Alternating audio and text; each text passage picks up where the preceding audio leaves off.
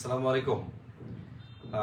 আপনাদের যত সব প্রশ্ন যে স্যার 19তম নিবন্ধন পরীক্ষার সার্কুলার কবে দিবে, আর একজন ব্যক্তি তার কোন যোগ্যতা থাকলে নিবন্ধন পরীক্ষাতে অংশগ্রহণ করতে পারবে, অথবা আপনার যদি বয়স কতটুকু পর্যন্ত অ্যাপ্লিকেশন করা যায়, কত থেকে কত পর্যন্ত বয়স হলে নিবন্ধন পরীক্ষাতে অংশগ্রহণ করা যায়, স্কুল টু কি স্যার, এরকম শত শত প্রশ্ন আপনাদের ভিতরে জেগে আছে।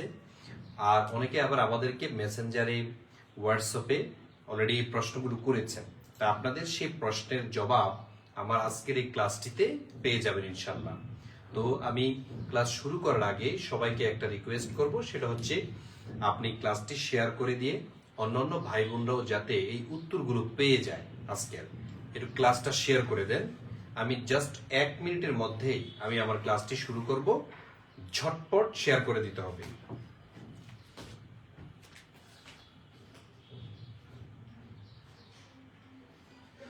দ্রুত শেয়ার করে দিতে হবে আমাদের।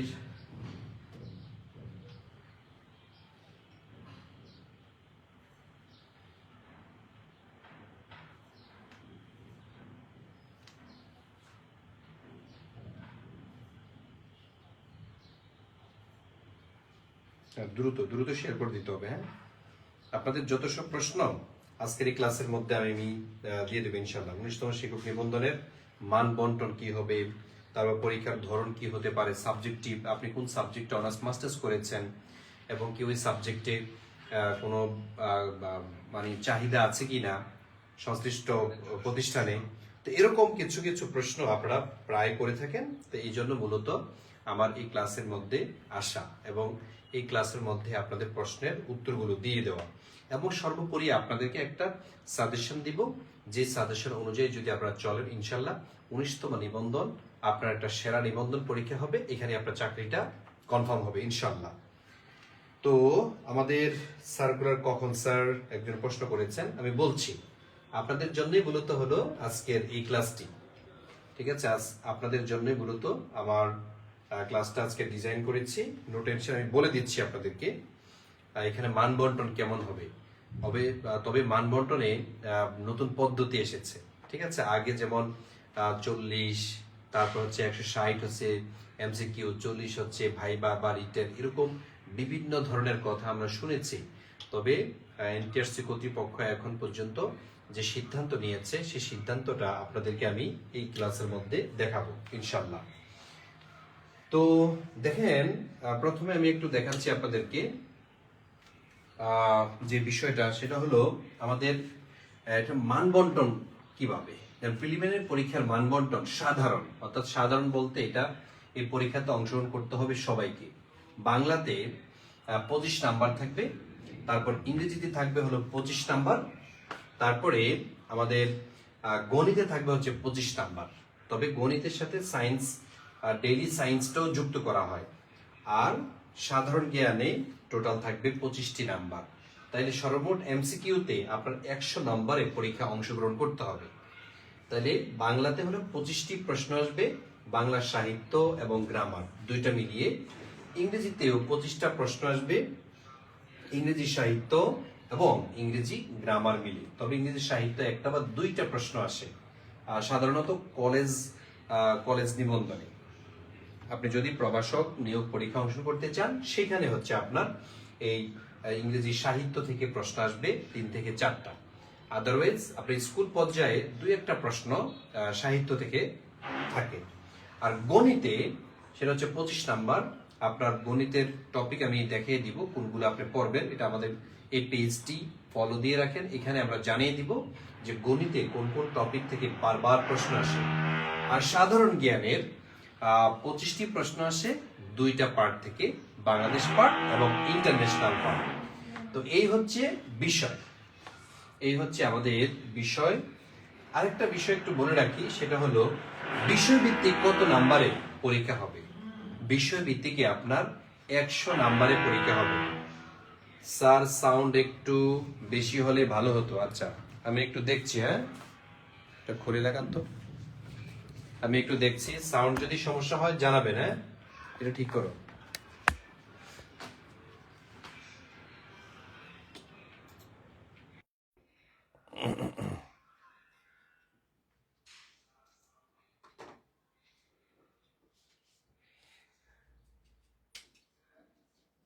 আচ্ছা, এবার দেখেন ঠিক আছে কিনা, কথা শুনতে পাচ্ছেন?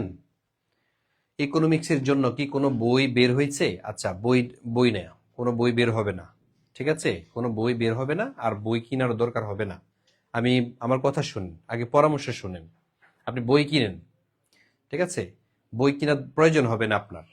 তাহলে বিষয়ভিত্তিক 100 নম্বরের পরীক্ষা হবে, সেটা এমসিকিউ আকারে হতে পারে, আবার এটা হচ্ছে এক কথায় উত্তরও হতে পারে। তবে এই সম্পর্কে ইনস্ট্রাকশন এখন পর্যন্ত এনটিআরসিএ কর্তৃপক্ষ দেয়নি। ঠিক আছে, এই হচ্ছে বিষয়। আর কারা কারা আবেদন করতে পারবে, শিক্ষাগত যোগ্যতা কি, কোন যোগ্যতা বলে আপনি এখানে অ্যাপ্লাই করতে পারবেন। কেউ যদি এসএসসি অথবা দাখিল অথবা এসএসসি ভোকেশনাল অথবা সমমান কোনো সার্টিফিকেট আপনার থেকে থাকে, তাহলে আপনি স্কুল 2-তে অ্যাপ্লাই করতে পারবেন না, স্কুলও অ্যাপ্লাই করতে পারবেন না, কলেজে অ্যাপ্লাই করতে পারবেন না। তার মানে এসএসসি পাস দিয়ে নিবন্ধনে আপনি অ্যাপ্লাই করতে পারবেন না। 2 নম্বরে হচ্ছে এইচএসসি পাস যদি থাকে, আপনি স্কুল 2-তে অ্যাপ্লাই করতে পারবেন। স্কুল 2 কি? স্কুল 2 হচ্ছে এবতেদায়ী লেভেলের চাকরিগুলো। ঠিক আছে, ওই শিক্ষক হবেন আপনি সেখানে। আবার আলিম থাকলেও এখানে পারবেন, কিন্তু স্কুলে পারবেন না, কলেজে তো পারবেনই না। সুতরাং আলিম বা এইচএসসি দিয়ে আপনি স্কুল 2-তে অ্যাপ্লাই করতে পারবেন। এবার যারা ডিপ্লোমা করেছেন তারা কিন্তু স্কুল 2-তে অ্যাপ্লাই করতে পারবেন। যারা 4 বছর বা 3 বছর কোর্সে করেছেন, কিন্তু তারা স্কুলেও অ্যাপ্লাই করতে পারবেন, আবার কলেজে তারা অ্যাপ্লাই করতে পারবেন না। এটা হচ্ছে একটা বিষয়। আবার ডিপ্লোমা পাস করেছে যারা, বা বিএসসি পাস যারা করেছে, বা এটা অনার্সের সমমান, কিন্তু হ্যাঁ, এটা অনার্সের সমমান যারা করেছেন, তারা স্কুল 2-তে অ্যাপ্লাই করতে পারবেন, স্কুলে অ্যাপ্লাই করতে পারবেন, এবং কলেজেও অ্যাপ্লাই করতে পারবেন, যেটা মানে অনার্সের সমমান। এই কারণে, অর্থাৎ অনার্স কমপ্লিট হলে আপনি সবগুলোতে অ্যাপ্লাই করতে পারবেন। কিন্তু ডিগ্রি 3 বছর যদি হয়, অথবা ফাজিলকে কিন্তু ডিগ্রির মান দেওয়া হয়েছে, তাহলে আপনি স্কুল 2-তে অ্যাপ্লাই করতে পারবেন, আবার স্কুলেও অ্যাপ্লাই করতে পারবেন, কিন্তু কলেজে অ্যাপ্লাই করতে পারবেন না ফাজিল দিয়ে বা ডিগ্রি দিয়ে। ফাজিল অথবা ডিগ্রির সার্টিফিকেট দিয়ে আপনি কলেজে অ্যাপ্লাই করতে পারছেন না। এটা হচ্ছে গিয়ে এনটিআরসি এর একটা সিস্টেম।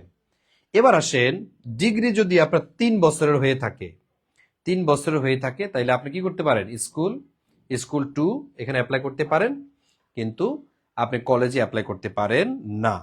এবার আসেন, অনার্স 4 বছরের যদি থাকে, তাহলে কি আপনি অ্যাপ্লাই করতে পারবেন? হ্যাঁ, স্কুল 2-তে পারবেন, তারপর স্কুলে অ্যাপ্লাই করতে পারবেন, এবং কলেজেও অ্যাপ্লাই করতে পারবেন।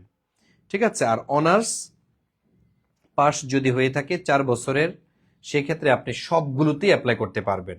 আর যাদের মাস্টার্স বা কামিল পাস আছে, মাস্টার্স বা কামিল পাস আছে, তারা কি করতে পারবেন? তারা হচ্ছে সবগুলোতেই অ্যাপ্লাই করতে পারবেন। ঠিক আছে, এখানে স্কুল 2, স্কুল এবং কলেজ সবগুলোতেই অ্যাপ্লাই করতে পারবেন। প্রশ্ন জাগে যে স্যার, স্কুল 2 মানেটা কি? স্কুল 2 মানে হচ্ছে আপনি ওই যে ক্লাস 5 পর্যন্ত হচ্ছে আপনি পড়াবেন। ঠিক আছে, আবার কিছু কিছু প্রতিষ্ঠানে 8 পর্যন্ত, তবে এনটিআরসির নিয়ম অনুযায়ী আপনাকে 5 পর্যন্ত আপনাকে শিক্ষক হিসেবে নিয়োগ করবে। অর্থাৎ আপনার আলিম অথবা এইচএসসি পাশের যদি সার্টিফিকেট থাকে, এটা দিয়ে অ্যাপ্লাই করলে আপনি এই চাকরিটা পাচ্ছেন। কিন্তু আপনার মাধ্যমিকে বা উচ্চ মাধ্যমিকে ক্লাস নেওয়ার কোনো সুযোগ দিবে না। ঠিক আছে, তো এই হচ্ছে বিষয়। আরেকটা বিষয়, সেটা হলো আবেদনের বয়স সীমা কত। মনে রাখতে হবে, আপনার বয়স কত সেটার উপর নির্ভর করে। আপনার বয়স যদি 21 বছর হয়, মনে রাখবেন, এই 21 বছর থেকে এর আগে পারা যাবে না। 21 বছর থেকে আপনার বয়স যদি 35 পর্যন্ত হয়, ঠিক আছে, অর্থাৎ 35 বছর পর্যন্ত আপনি নিবন্ধন পরীক্ষাতে অ্যাপ্লাই করার সুযোগ পাচ্ছেন। এর বাইরে হলে আপনি সুযোগ পাচ্ছেন না। ঠিক আছে, তাহলে 21 বছর থেকে। আর সরকারি চাকরি যদি বলা হয়, যে সরকারি, এটা তো হচ্ছে গিয়ে মানে বেসরকারি প্রতিষ্ঠান, যদি সরকারি স্কেলটা আপনি পাচ্ছেন, পুরোটা পাচ্ছেন না অবশ্য। তো যদি বলা হয় যে সরকারি চাকরির বয়স কত, তাহলে সরকারি চাকরির আবেদনের বয়স, সরকারি চাকরির আবেদনের বয়স কত? আবেদনের বয়সটা হচ্ছে আপনার এই যে 21 থেকে 32 পর্যন্ত। 21 থেকে 32 বছর পর্যন্ত যদি আপনার বয়স থাকে, তাহলে আপনি সরকারি চাকরিতে পারবেন। তো এনটিআরসি যে নিবন্ধন, এনটিআরসিএ, এই নিবন্ধন পরীক্ষাতে আপনার বয়স যদি 21 হয় এবং 35 পর্যন্ত থাকে, তখন আপনি কি করতে পারবেন? এই নিবন্ধন পরীক্ষাতে অংশগ্রহণ করতে পারবেন। এটা হচ্ছে মানে এনটিআরসি কর্তৃক একটা সিস্টেম। এবার আমরা দেখাবো আরো কিছু বিষয়, যে বিষয়গুলো আপনাদের জানাটা খুব জরুরি, খুব জরুরি এই বিষয়গুলো। যেমন নিবন্ধনের চাকরির সুবিধা সমূহ কি কি, কি কি সুবিধা আপনি নিবন্ধনের মধ্যে পাচ্ছেন। নিবন্ধনের চাকরির অনেক সুবিধা আছে। যেমন আপনি যদি স্কুলে বা কলেজে নিয়োগ পান, অথবা স্কুলে যদি সহকারী শিক্ষক হিসেবে আপনি পান, সহকারী শিক্ষক, এই সহকারী শিক্ষক হিসাবে আপনি নিয়োগ পাওয়ার সাথে সাথে আপনাকে কি দেয়া হবে? 10ম গ্রেডের বেতন দেওয়া হবে। 10ম গ্রেড, সরি 11তম গ্রেড, ঠিক আছে? সহকারী শিক্ষক হিসাবে আপনাকে কততম? 11তম গ্রেড দেয়া হবে। 11তম গ্রেড দেয়া হবে। তবে আপনার যদি বিএড থাকে, ঠিক আছে, বিএড যদি বিএড থাকে তাহলে আপনাকে কি দেওয়া হবে? 10ম গ্রেড। তাহলে বিএড থাকলে আপনাকে 10ম গ্রেড দেওয়া হবে। আর যদি বিএড করা না থাকে তখন আপনাকে 11তম গ্রেড দেওয়া হবে। 11তম গ্রেডের বেতন কত? 12,500 টাকা। বুঝতে পেরেছেন? 12,500 টাকা দিয়ে আপনার শুরু হবে। এখানে চিকিৎসা ভাতা আছে, বাড়ি ভাড়া আবার এখানে যুক্ত হবে। হইতে হইতে দেখবেন যে আপনার 14-15 হাজার টাকা হয়ে যাচ্ছে। ঠিক আছে? আবার প্রতি বছর বছর এটা 5% করে বাড়ে। যদিও এখন পে স্কেল চালু হইলে আপনার 12,000 হয়ে যাবে 24,000। ঠিক আছে? আপনার অন্যান্য মিলিয়ে আপনার বেতন হয়ে যাবে 30,000। তার মানে 19তম নিবন্ধনে আপনারা যারা চান্স পাবেন, আপনাদের জন্য সুখবর হলো এই, আপনার চাকরি পাওয়ার সাথে সাথে সম্ভবত 28 থেকে 30,000 টাকা বেতন পাবেন সব মিলিয়ে। এটা লোভনীয় চাকরি কিন্তু। ঠিক আছে? এই জন্য এই চাকরির পরীক্ষাটা আপনি আগে বুঝে শুনে তারপর হচ্ছে এখানে নামেন, ভালো করতে পারবেন। আচ্ছা, তো এই সুবিধাগুলো পাচ্ছেন, চিকিৎসার সুবিধা পাচ্ছেন, আর সম্মান তো আছেই। ঠিক আছে? আপনার বাচ্চারা সম্মান করবে, আপনি এলাকার শিক্ষক, আবার নিজ এলাকাতে পোস্টিং হয়। পোস্টিং বলতে কি, আপনি নিবন্ধন পরীক্ষা পাশ করার পর আপনাকে একটা সার্টিফিকেট দিবে। এই সার্টিফিকেটটা উঠাতে হয় আপনার শহর থেকে, আপনার জেলা থেকে। আপনার যে জেলাতে জন্মিয়েছেন ওই জেলাতে আপনার এই নিবন্ধনের সার্টিফিকেটটা চলে যাবে। তো সেখান থেকে গিয়ে আপনি এটা আনবেন। আনার পর একটা বিজ্ঞপ্তি দিবে। যেমন এখন চলমান কোন বিজ্ঞপ্তি কেউ কি জানেন? চলমান বিজ্ঞপ্তি, চলমান বিজ্ঞপ্তি কত জানেন আপনারা? এটা 7ম। ঠিক আছে? যে 7ম বিজ্ঞপ্তি কিন্তু চলছে। এই 7ম বিজ্ঞপ্তিতে কারা কারা অ্যাপ্লাই করছে? যারা 17তম নিবন্ধনে পাশ করে ফেলেছে, অথবা পূর্বে 16তম বা 18তম নিবন্ধনে পাশ করে ফেলেছে, তাদের জন্য হচ্ছে মূলত এই সার্কুলারটা। তারা এখন ওই সার্টিফিকেট দিয়ে, নাম্বার দিয়ে তারা হচ্ছে অ্যাপ্লাই করবে।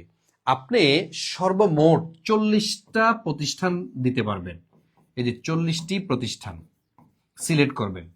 40টি প্রতিষ্ঠান আপনি কি করবেন বলেন তো? আপনি সিলেক্ট করবেন।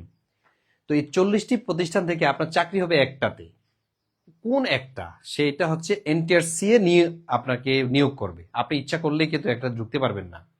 তবে আপনার চয়েস লিস্ট যদি থাকে, একবার এক নাম্বার চয়েস লিস্ট যেটা থাকে, দেখবে যে এর সমমানে কোনো নাম্বার আছে কিনার কারো, ঠিক আছে, বা বেশি নাম্বার আছে কিনা, তখন ওনাকে দিয়ে দিবে, আপনাকে পরে।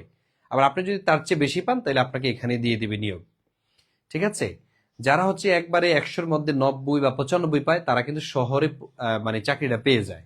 সবাই তো শহরে থাকতে চায়, আবার অনেকে গ্রামে যেতে চায়।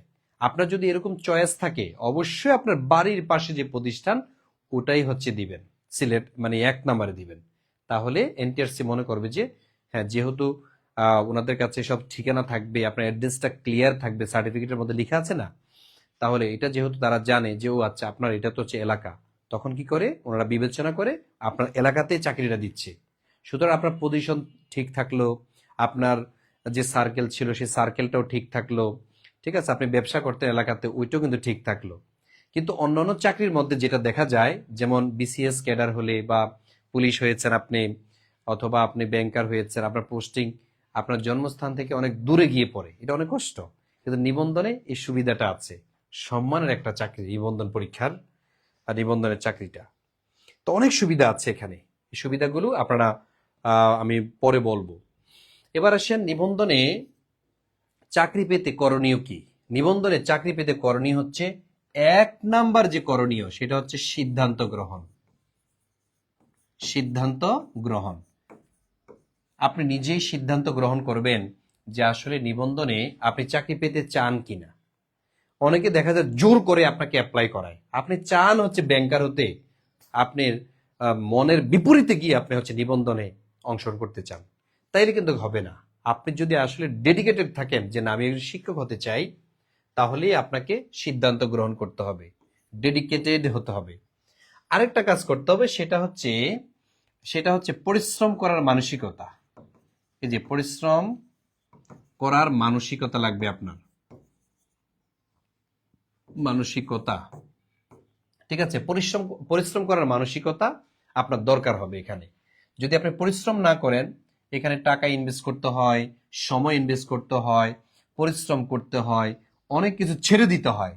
এগুলো যদি আপনার ছাড়ার মানসিকতা থাকে, তাহলেই আপনি কি করতে পারবেন, এখানে অংশগ্রহণ করতে পারবেন। ঠিক আছে, এখানে আপনি চাকরিটা পেয়ে যাবেন, ইনশাল্লাহ পেয়ে যাবেন। আপনি সিদ্ধান্ত নিতে হবে যে আপনি আসলে কি কি করবেন। আরো কিছু করণীয় আছে, আমি সংক্ষেপে যদি একটু বলি, সেটা হচ্ছে মানসিকভাবে প্রস্তুত থাকা। হ্যাঁ, এটা তো আমি লিখলাম। আর সিদ্ধান্ত গ্রহণ করা, আরেকটা হচ্ছে গাইডলাইন নেওয়া। ঠিক আছে, গাইডলাইন গ্রহণ করা। এই গাইডলাইন গ্রহণ করা ব্যতীত আপনি পারবেন না। অনেকে আছে মানে নিজের দেখানো পথে বা নিজের ইচ্ছা মতো চলতে গিয়ে লাইনচ্যুত হয়ে যায়। এটা কখনো করবেন না। কারণ নিবন্ধন পরীক্ষা কি বারবার হবে নাকি?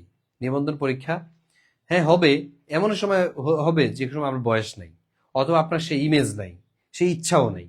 একটা সময় মানুষের পড়াশোনা করতে চায় না, হতাশ হয়ে পড়ে, মানে আর পারে না আর কি, বিভিন্ন কিছুর সাথে আটকিয়ে যায়, আর পড়াশোনা করতে পারে না। ব্রেনও আপনার কি করবে না, সিগন্যাল দিবে না, ব্রেন আপনার নিবে না।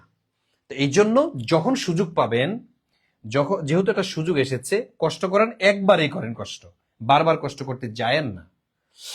তো এই জন্য আপনার গাইডলাইন নিতে হবে যারা চাকরি পেয়েছে, অথবা যারা হচ্ছে এই বিষয়ে অভিজ্ঞ, এগুলো নিয়ে কাজ করে, যেমন আমরা এগুলো নিয়ে কাজ করি। আপনি আমাদের কাছ থেকে পরামর্শ নিতে পারেন যে ভাইয়া নিবন্ধনে চাকরি পেতে হলে আমাকে কি করতে হবে।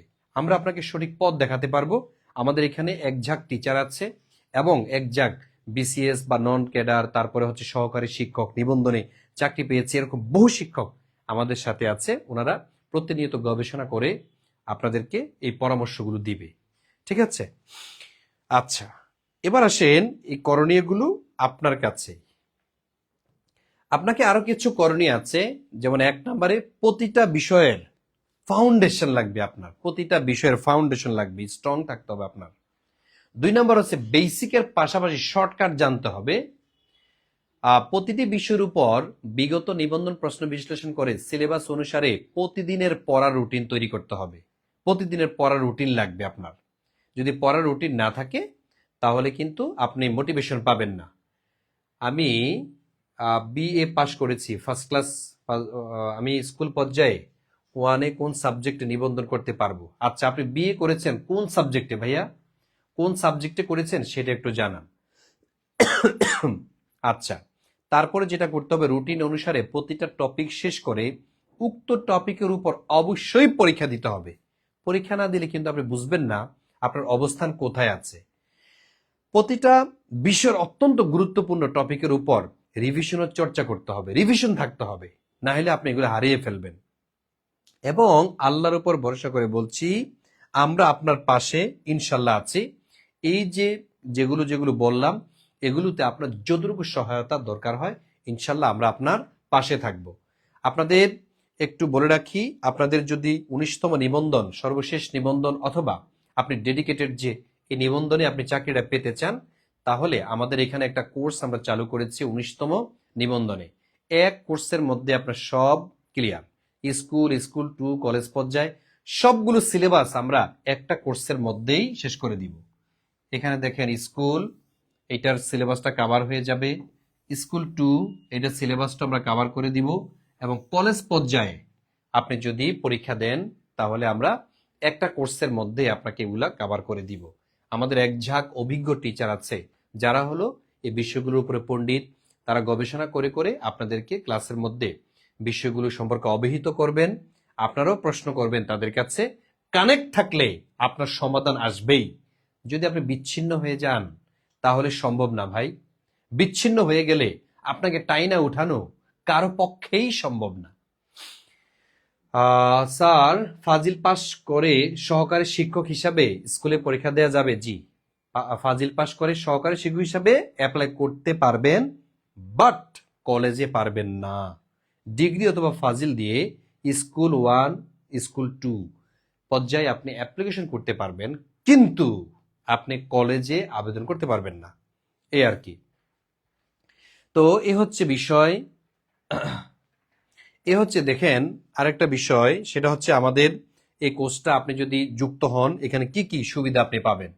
আমরা 19তম নিবন্ধনে যে কোর্স চালু করেছি, এখানে 100-র উপরে ক্লাস থাকবে। 100-র উপরে ক্লাস দিব আমরা, 100টা পরীক্ষা নিব। এই ক্লাসগুলোর উপরে আমাদের পরীক্ষাও থাকবে এবং সকল ক্লাস রেকর্ড থাকবে। আপনি রেকর্ড করতে পারবেন, যত খুশি ততবার টেনে টেনে দেখবেন আপনি। তারপর ক্লাসের পড়া ইনশাল্লাহ ক্লাসের মধ্যে শেষ করে দিব আমরা দায়িত্ব নিয়ে আপনার পড়া শেষ করে ফেলবো। ঠিক আছে, অনেক কিছু আছে বুঝানোর মাধ্যমে আপনার পড়া শেষ, আবার অনেক কিছু আছে আপনার টেবিলের মধ্যে পড়তে হয়। তবে আমরা ক্লাসগুলো দীর্ঘায়িত করব, 1.5 থেকে 2 ঘন্টা এক একটা ক্লাসের ডিউরেশন হবে, যে ক্লাসের মধ্যে শুধু আমরা পড়াবো না, আপনাদেরকে জিজ্ঞাসাও করব। কিছুক্ষণ পড়ানোর পর আমরা এমসিকিউ টাইপের প্রশ্ন দিব, দিয়ে হচ্ছে আপনাদের কাছ থেকে আউটপুট নেওয়ার চেষ্টা করব। আপনারা সেখানে কানেক্ট থাকবেন, পড়া হয়ে যাবে ইনশাল্লাহ। তো এই হচ্ছে বিষয়। আমরা এখানে কি কি সাবজেক্ট পড়াবো, এখানে থাকবে হচ্ছে বাংলা, এখানে থাকবে হচ্ছে ইংলিশ, একবার বেসিক থেকে আমরা পড়াবো। এখানে থাকবে হলো জিকে, এখানে থাকবে ম্যাথ, এখানে থাকবে হচ্ছে ডেইলি সায়েন্স। ঠিক আছে, ডিএস মানে ডেইলি সায়েন্স, প্রাথমিক জীবনের যে বিজ্ঞান, এটা সহ এই 5টি বিষয়ে আপনাকে আমরা একবার বেসিক থেকে পড়াবো। ঠিক আছে, অনেকের বাংলায় সমস্যা, ইংরেজিতে সমস্যা, ইত্যাদি ইত্যাদি, আপনার সমস্যার কোনো শেষ নাই, তাই না?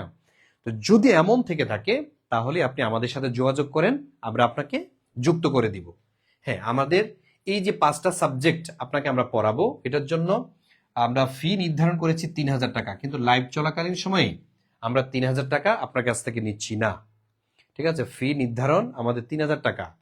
তবে আমি যতক্ষণ পর্যন্ত লাইভে আছি, লাইভে আমরা মাঝে মাঝে অফার দিয়ে থাকি। এই তো এখন থেকে অফার চলছে, আমার লাইভ চলা পর্যন্ত 1199 টাকা। ঠিক আছে, আমার লাইভ যতক্ষণ পর্যন্ত চলবে ততক্ষণ পর্যন্ত আপনি 1199 টাকা দিয়ে আমার সাথে যুক্ত হবেন। ঠিক আছে, 1199 টাকা, এই 1199 টাকা দিয়ে আপনি আমার সাথে চাইলে যুক্ত হতে পারেন।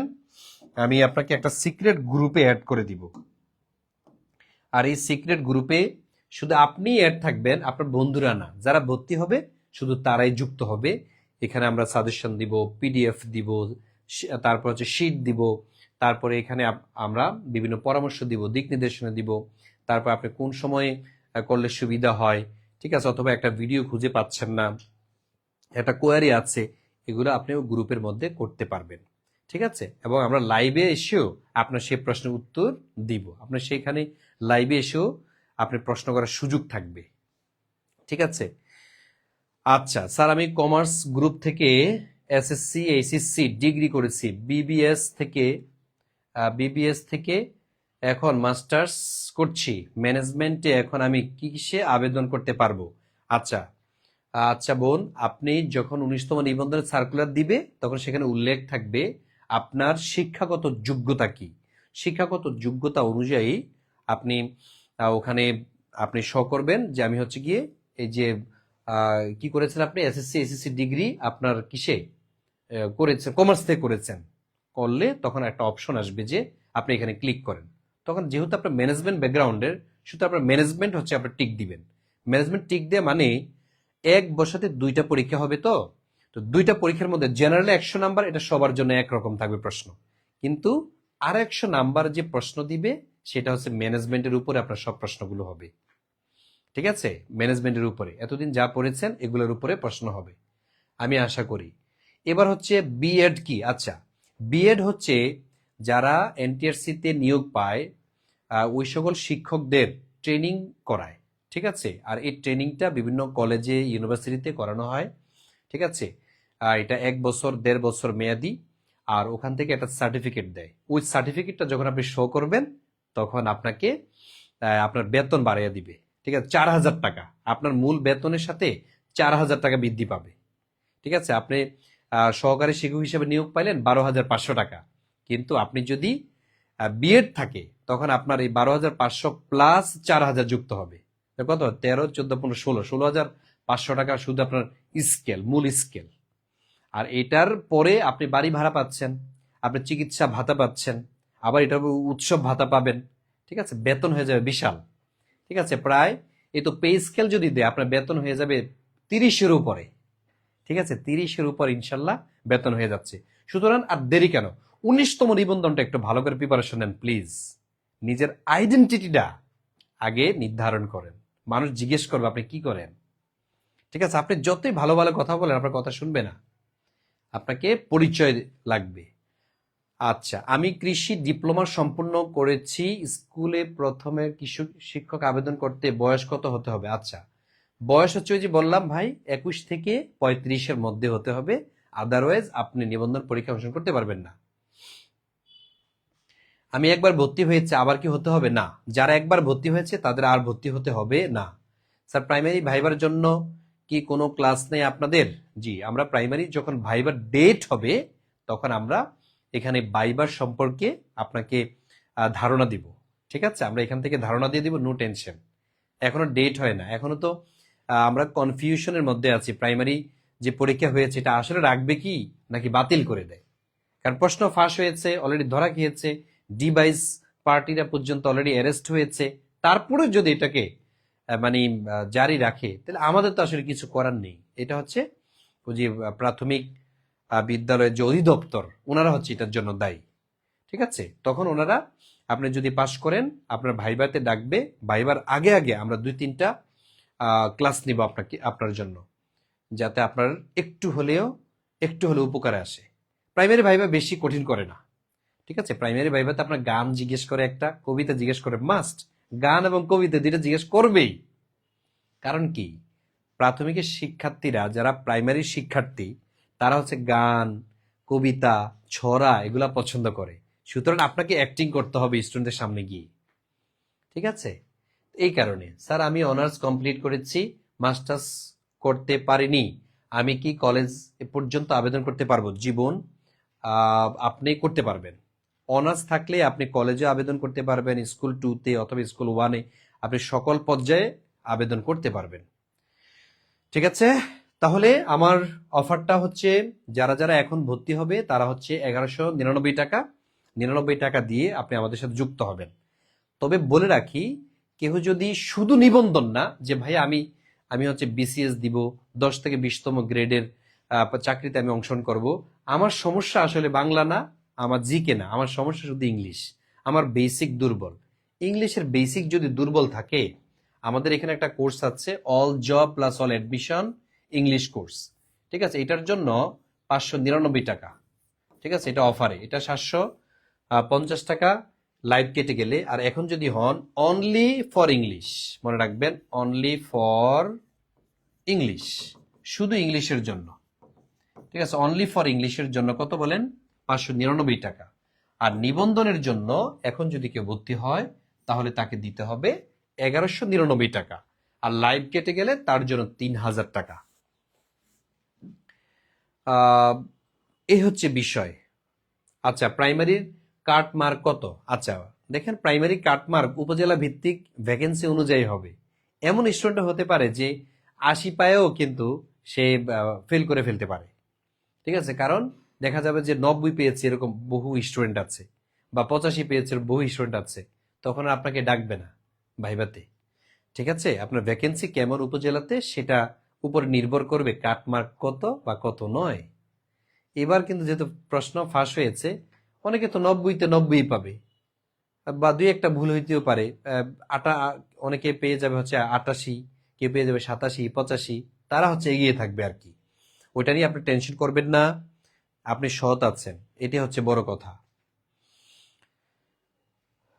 জি, আমি যেটা বলছি সেটা হচ্ছে আমরা এখানে কি কি বিষয় পড়াবো, বাংলা পড়াবো, ইংলিশ পড়াবো, জিকে পড়াবো, ম্যাথ পড়াবো, ডেইলি সায়েন্স পড়াবো। একবার বেসিক থেকে আপনার ধরে ধরে পড়াবো। আমাদের 1 নাম্বার ক্লাস আগামী সপ্তাহে আমরা শিডিউল দিয়ে দিব। 1 নাম্বার ক্লাস থেকে আপনি যাতে জয়েন করতে পারেন। পরে ভর্তি হয়ে লাভ কি? টাকা কি কম নিব আমরা? টাকা কম নিব না। ভর্তি হইলে এখনই হন, 1 নাম্বার লেকচার থেকে শুরু করেন। কিন্তু এমন সময় আপনি ভর্তি হইলেন যে সময় দেখা যাচ্ছে যে আপনার টাকা সেমই দিতে হচ্ছে, কিন্তু ক্লাস হারিয়ে ফেললেন। এই জন্য এখন আমরা ক্লাস শুরু করিনি। আমরা এই সপ্তাহের মধ্যেই সিলেবাস গুছিয়ে আপনাদেরকে আমরা শিডিউল দিয়ে দিব, কোন দিন কোন ক্লাস হবে। হ্যাঁ, ওই অনুযায়ী হচ্ছে আপনারা ক্লাস করা শুরু করলেন আমাদের সাথে। আমরা একটা সিক্রেট গ্রুপে অ্যাড করব। সিক্রেট গ্রুপে আমরা অ্যাড করব আপনাদেরকে। এখন যারা টাকা পাঠাবেন, এই যে নাম্বারে টাকা পাঠাবেন, হ্যাঁ, বিকাশ অথবা নগদ থেকে 01767265758, এই নাম্বারে আপনি টাকা পাঠিয়ে লিখবেন পেমেন্ট ডান। আপনি লিখবেন পেমেন্ট ডান। এই পেমেন্ট ডান লিখলে আমরা সাথে সাথে আপনাকে একটা সিক্রেট গ্রুপে অ্যাড করে দিব।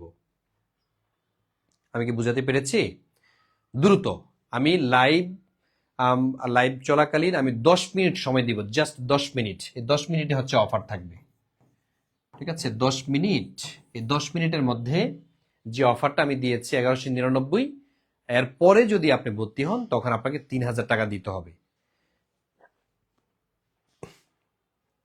আইডেন্টিটি কিন্তু জীবনে অনেক কিছু, ঠিক আছে? আপনার পরিচয় যদি না থাকে, আপনার যদি বলতে না পারেন যে আপনি একটা প্রতিষ্ঠানের শিক্ষক, অথবা আপনি একটা ব্যাংকের ম্যানেজার, অথবা ব্যাংকের কর্মকর্তা, অথবা আপনি পুলিশে চাকরি করেন, অথবা আপনি ইঞ্জিনিয়ার, এরকম যদি পরিচয় না থাকে, তাহলে দেখা যায় আমাদের সমাজ বেশি একটা গুরুত্ব দিতে চায় না। সুতরাং আপনাকে পরিচয়টা লাগবে, ঠিক আছে? আর পরিচয় কারা পায়? যারা পরিশ্রমী। এইটা মানুষ জানে। আপনি বলতে পারবেন না যে হ্যাঁ আমার সাথে ইনজাস্টিস করা হচ্ছে, কেন আমাকে মূল্যায়ন করা হচ্ছে না। ব্যাপারটা এমন না। ব্যাপারটা হচ্ছে আপনি পরিশ্রমী যদি হন, আপনার সফলতা আসবে, আপনার পরিচয় থাকবে, ঠিক আছে? এটা হচ্ছে আমাদের সমাজ মানে মনে করে। তারপরে আপনি যদি কোথাও নির্বাচনে অংশগ্রহণ করতে যান, ঠিক আছে, সেখানেও দেখে যে আপনি আসলে কি, কেন, আপনার পরিচয়টা কি, ঠিক আছে? আপনার পরিচিত না হলে যত বেশি যোগ্যতা থাকুক না কেন, আপনি কিন্তু ভ্যালুলেস। আমাদের ফ্যামিলিতে আমাদের মা বোনরা বেশি কষ্টে থাকে, ঠিক আছে? আমাদের বোনেরা মানে হাজবেন্ডের কাছে মানে একবারে মনে হয় যেন খড়কুটার মতো হয়ে যায়, কোনো মূল্যায়ন করতে চায় না। বলছে তুমি কি, তুমি পারো না, তুমি অনার্স করেছো, তোমার চাকরি হয় না, প্রাইমারিতে পরীক্ষা দিয়েছেন, শুধু খোটার উপরে রাখে আপনাকে। এরকম অনেক ফ্যামিলি আছে, অনেক ফ্যামিলি আছে।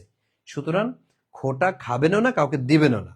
এই জন্য পরিশ্রম করেন, নিজের সময়টা কাজে লাগান, নিজের প্রতি একটু যত্ন করেন, একটা স্কিল অর্জন করেন, সেটা ঠিক আছে?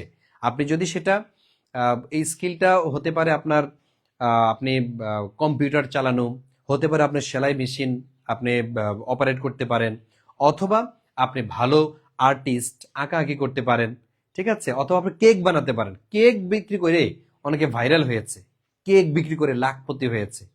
কথা বুঝতে পেরেছেন? এত সুন্দর করে কেক বিক্রি করে।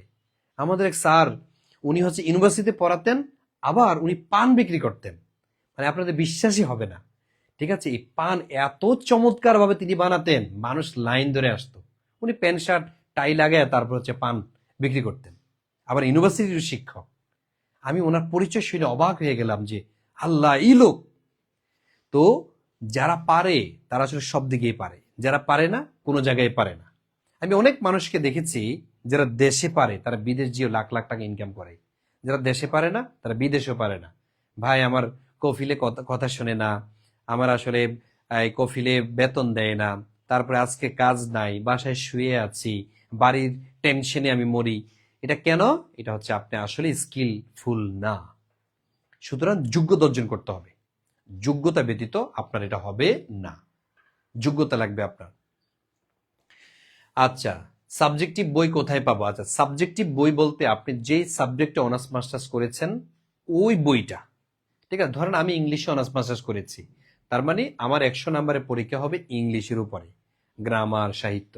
আপনি যদি রাষ্ট্রবিজ্ঞানে অনার্স মাস্টার্স করে থাকেন, রাষ্ট্রবিজ্ঞানের উপরে আপনাকে 100টা প্রশ্ন করা হবে। আপনি যদি ইতিহাসের স্টুডেন্ট হয়ে থাকেন, ইতিহাসের উপরে আপনাকে 100টা প্রশ্ন করা হবে। এটি হচ্ছে সাবজেক্টিভ, ঠিক আছে? আচ্ছা, যারা যারা পেমেন্ট করেছেন অবশ্যই পেমেন্ট ডান লিখতে হবে, হ্যাঁ? পেমেন্টটা লিখলে আমরা গ্রুপে অ্যাড করে দিচ্ছি। আর কারো যদি আর্থিক সমস্যা থাকে তাও আমাদেরকে জানাবেন। হ্যাঁ, আর্থিক যদি কোনো সমস্যা থাকে এই নাম্বারে আপনি যোগাযোগ করবেন। এই নাম্বারে হোয়াটসঅ্যাপে মেসেজ দিবেন। দেখেন, আবার ফোন দিন না, এই নাম্বারে মেসেজ দেন যে স্যার আমার আর্থিক সমস্যা আছে, আমাকে একটু কনসিডার করা যায় কিনা, অথবা আমার বিকাশে বা নগদে এখন টাকা নেই, আমি পরে পাঠাইয়া দিব। ঠিক আছে, এই যে পরে পাঠাই দিব, তো অবশ্য পরে বলতে আবার 1 মাস পরে না। ঠিক আছে, পরে বলতে আপনি 12 থেকে 14 ঘন্টা, ঠিক আছে, 14 ঘন্টার মধ্যে, 12 থেকে 14 ঘন্টার মধ্যে আমি পাঠিয়ে দিচ্ছি, এরকম যদি একটা মেসেজ দেন তখন আমরা আপনার সম্পর্কে একটা নোট নিব, নোট নিয়ে রাখবো। যখন আপনি টাকা পাঠাবেন আমাদের ওই নোট শো করবে আপনার নামের সাথে। ঠিক আছে, তখন আপনাকে এই অফারটাতেই আমরা ভর্তি করাবো। আর যারা যারা এখন ভর্তি হবেন তারা হচ্ছে এই যে নাম্বার আমরা যেটা দিয়েছি, এই নাম্বারে হচ্ছে 1199 টাকা এখন পাঠাবেন, 1199 টাকা।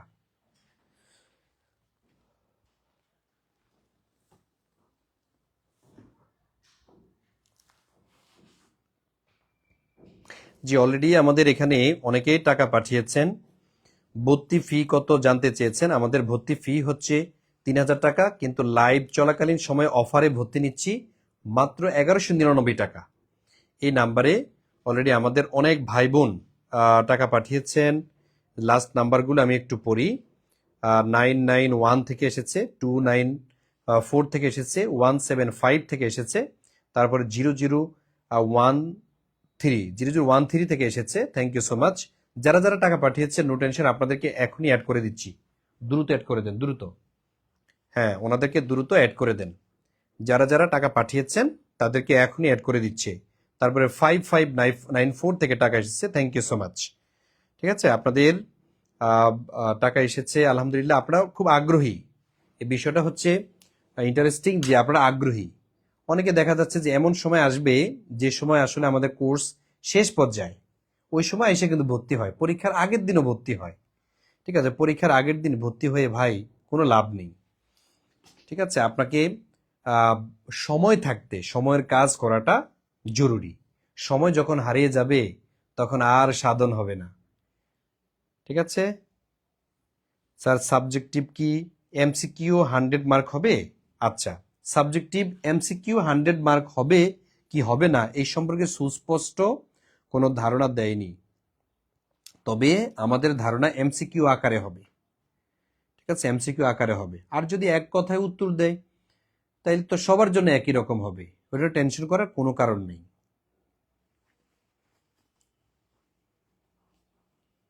তবে সহজ প্রশ্ন হবে। হ্যাঁ, সহজ প্রশ্ন হবে। যারা বাংলার স্টুডেন্ট, সাহিত্য থেকে প্রশ্ন আসবে বেশি। বাংলার স্টুডেন্টদের সাহিত্য থেকে, গ্রামার থেকে প্রশ্ন আসবে বেশি। আর যারা হচ্ছে ইংলিশের স্টুডেন্ট তাদেরও সাহিত্য থেকে প্রশ্ন আসবে বেশি, গ্রামার থেকে আসবে কম, সাবজেক্টিভ যেটা। ঠিক আছে,